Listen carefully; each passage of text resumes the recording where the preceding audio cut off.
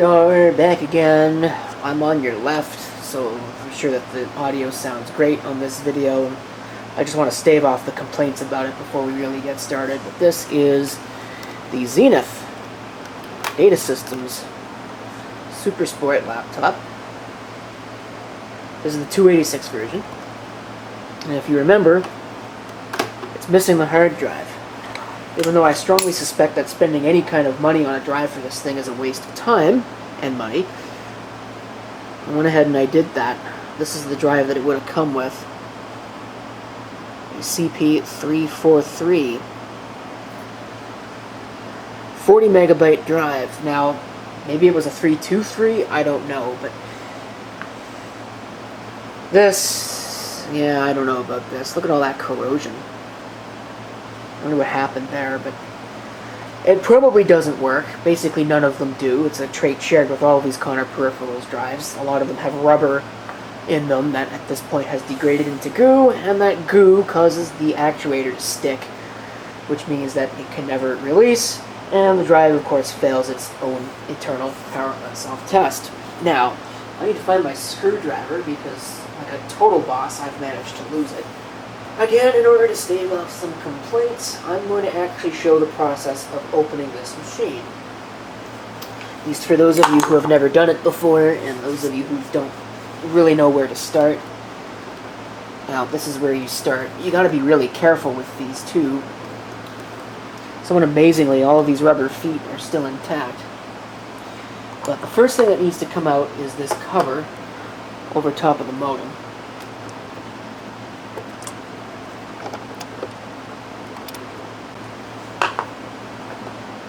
Comes off like that. You can set that aside. Do be careful with these screws because there are several different types in this machine. So these are one type. You need to remove this screw here.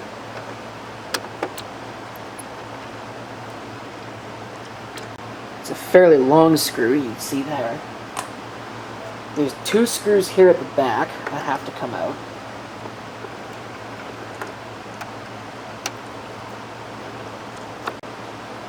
A magnetic screwdriver would be better for this. I don't believe that there are any screws underneath the door that need to come out. No, that should just come off.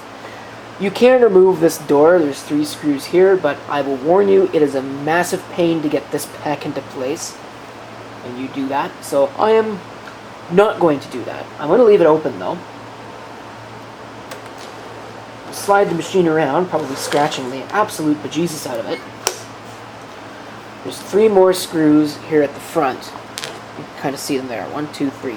Those have to come out as well.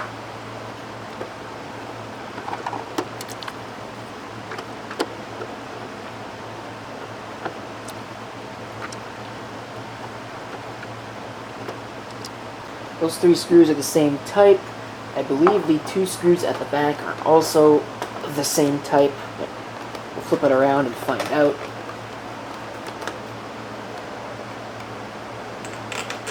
No. At least not in the case of that one. That's a different screw. So again, yeah, those 2 are the same. So the 2 at the back are one type. 3 at the front are one type. And then these 2, because I missed one right here,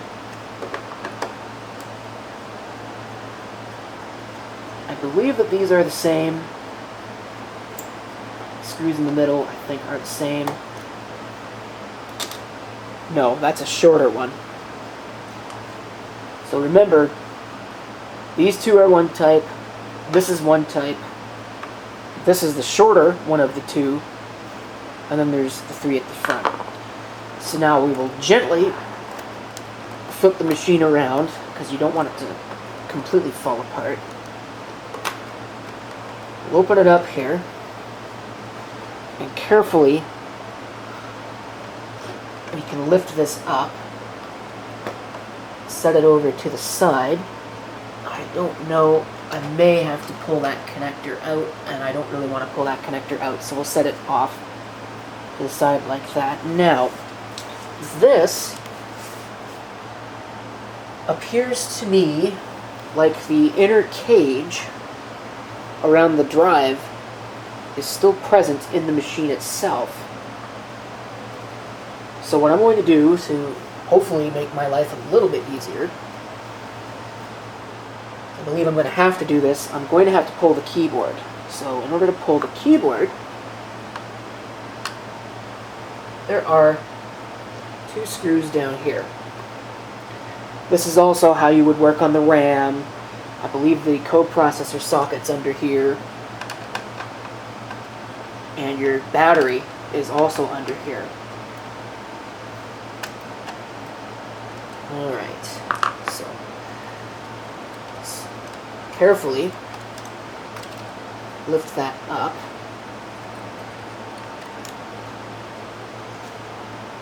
And I'm going to go ahead and just set it aside here. I'm not going to remove the connector. I don't want to deal with any of that. So there's a screw here that goes to a metal bracket that I believe goes to the disk controller. I'm going to go ahead and pull that.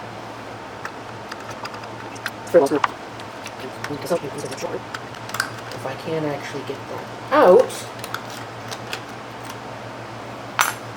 set that aside. I believe it looks like there's a screw here.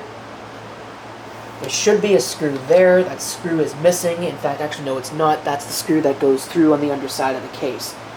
So there's a screw here that goes through the underside of the case. There's 1 screw there, 1 screw there, and 1 screw here. And that should allow me to pull this cage assembly off. Okay, well, unfortunately, the camcorder battery ran down while I was in the middle of doing that. But, I mean, it's standard operating procedure, really. You've got the screws that I mentioned, one of which goes through the system chassis. There's a cable connection here that goes to the hard drive. It would probably be easier to do this if you remove the floppy drive, but I'm not going to, because I think I'm such hot stuff that I'm going to do without. And indeed, this is the cage around the edge of the drive. They even left me the screws. How nice of them. Of course, I think I just lost. Oh, no, never mind. It's fine. So I have that, which I don't need now. This one's still original. I'm contemplating swapping this. It's very tempting, but I'm not going to because those are a special type of screw. And I don't know if I have that kind of screwdriver to hand. So I gotta connect this. There's really only one way this is going to go. So you really can't screw this up. So we'll plug that in. And then we'll put this drive back into place. It probably would have been easier to put the screw into the cage first. That's what I'm going to do here. So putting this back. Assembly is the reverse of disassembly. I'm going to do this slowly. Or perhaps not. But I am going to do it loose. So that way I can move this around as needed. If needed. The other screw is still firmly attached to this ground wire over here. That's actually part of the keyboard assembly. And, oh boy, how am I going to do that? I'm going to pull that out for a minute. This is the blank cover that goes over top of the drive. Because I believe I need to have that screw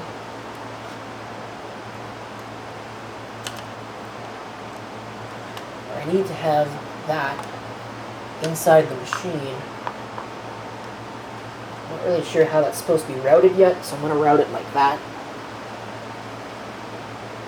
I don't know if that's correct, it's probably not, but it likely matters very little. We'll put that back. And then we'll make sure that we have all these screws tightened.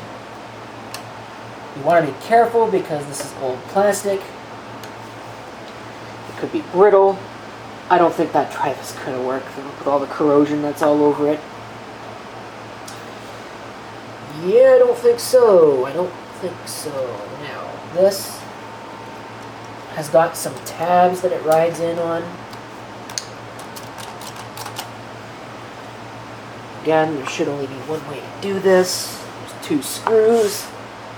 They are coarse thread type.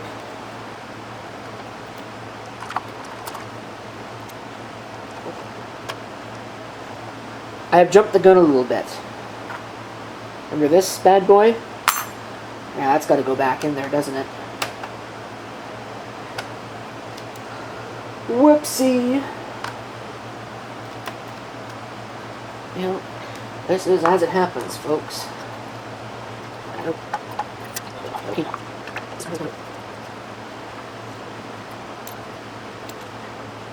going to be clean. Oh, next floor, please.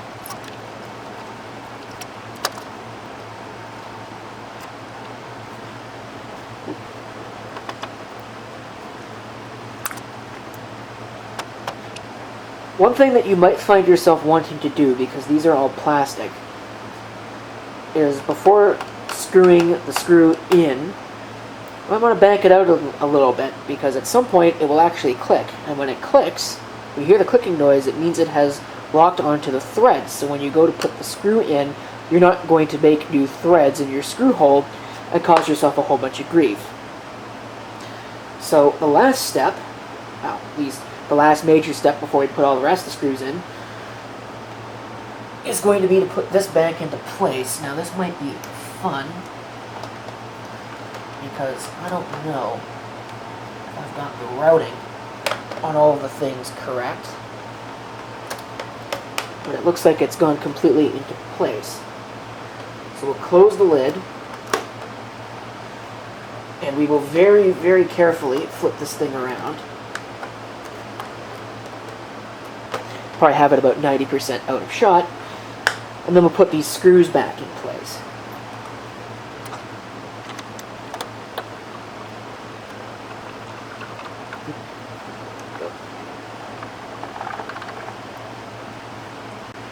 If I were a smart man, I would have tested this before putting all the cover screws back in, but I'm not a smart man. So we're just going to go for broke.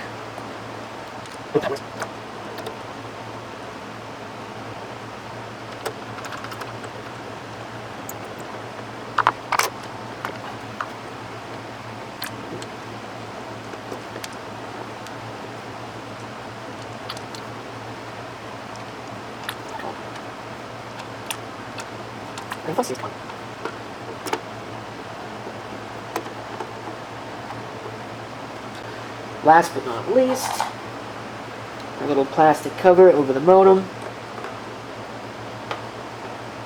which you probably don't have to remove, but I did anyway.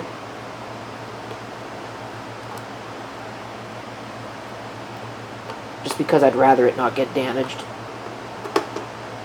These are metal standoffs, so the likelihood that you're going to make new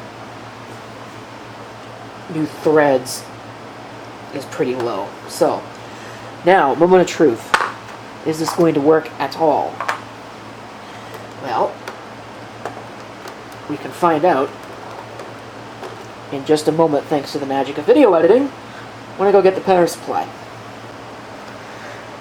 Okay, unfortunately this screen is going to be exceptionally hard to read because, as you can see, it's kind of degraded. But let's see what happens. Let's see if I remember where the power switch on this machine is.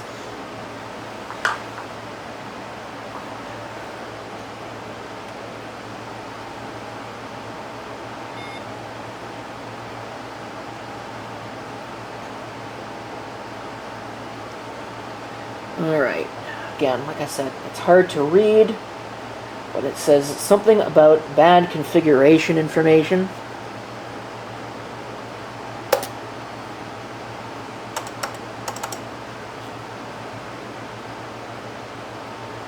And it's not going any further. Why is it locked up?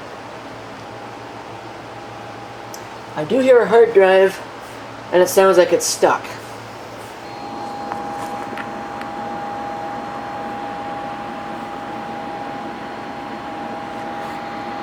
You can kind of hear it oscillating there, maybe. I don't know if you can even hear it on this.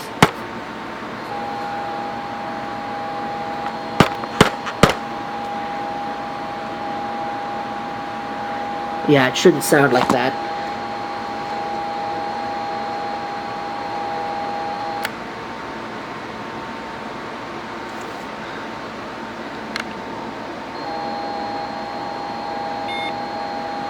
Could just be stiction.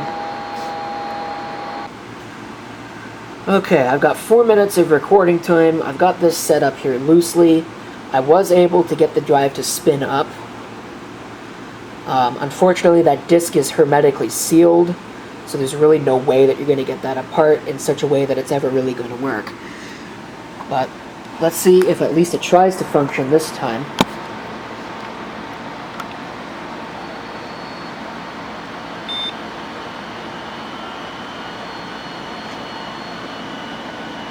Okay, it sounds like it's running.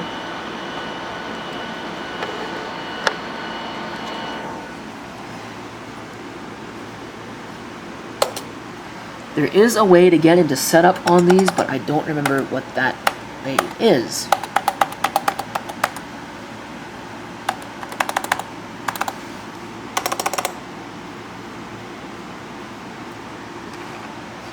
So I'll have to see if I can figure that out, because it's not doing anything. Okay, we've got some really strange behavior going on with this, and I wonder if it's because the power draw is too high. I'm pressing Control-Alt-Insert, and it is acting as if I'm pressing Control-Alt-Delete. It's not Control-Shift-Insert.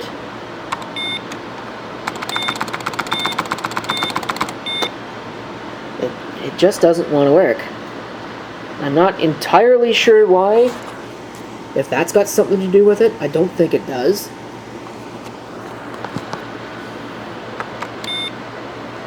But yeah, I know that there's bad configuration information in the CMOS. I want to fix it. Okay, I've only got 1 minute on this card, but I did manage to get into setup. As it turns out, they are correct. The key is Control-Alt-Insert, I believe. If I remember right, what I did. But obscured by this fact that the screen is toast was a message on the bottom that said, "Errors found, press escape to continue." Oops. So now I gotta figure out what hard drive this actually is. If this is a Type 6, let's see, what do I need to do? Space, backspace to select values. That was the wrong one. I need the hard disk type. Space or backspace to select values. Type 6 is a 21 megabyte. I don't think that's what I've got in here, but I guess I'm going to have to find out. Alright, I've emptied the SD card, so I have time to finish this video, but I am going to go ahead and simply wrap up the video, because there's not much else that I can really do for this. Unfortunately, it's behaving erratically.